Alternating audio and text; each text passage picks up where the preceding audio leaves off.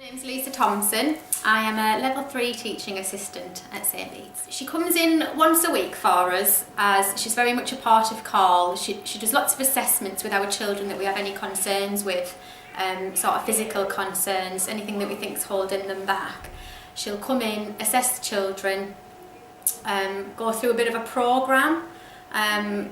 We've had very specific training as to what we need to do with these children, and it's been explained to us what's holding the children back and the exercises and the activities we can do with the children that will help them to progress, so which we then implement, and we've timetabled it in when these children get separate sessions sort of out of class. They come into what we call now our therapy room. We've established a therapy room within school, so which we then implement, and we've timetabled it in when these children get separate sessions sort of out of class. They come into what we call now our therapy room. We've established a therapy room within school. The fact that we know we're going to see her once a week is brilliant, because we know if there are any questions that pop up or any difficulties or equipment problems, things like that, we can get those questions sorted. We can also contact her by email if it's anything urgent as well. We are just more aware now of it's not always just a behaviour problem, it's not always an attention problem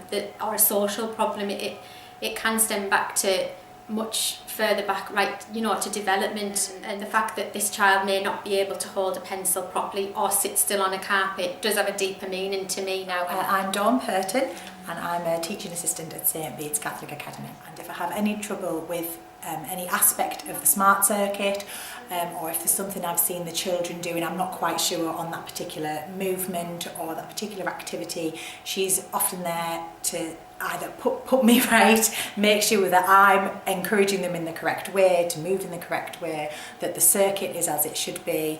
So it's nice to know you've got that support there. If I notice a child who is maybe struggling with the handwriting, maybe their posture's not great at the table, sometimes even just as they're moving around the school and their own sort of spatial awareness, now I start to wonder if there isn't something that can be put in place to support them, whereas once upon a time I might have dismissed it as just clumsiness, and now I tend to think about it a little bit differently, and it really does change your perception of how you can help the children. Among the smart group that I work with, particularly there's a couple of children who their processing seems really slow, and I notice a big difference within the circuit. If they end on kind of an uplifting activity, the difference, I'll watch them walk back along the corridor to the classroom, and the difference in the way that they carry themselves back into the classroom, depending on what kind of activity they've ended on,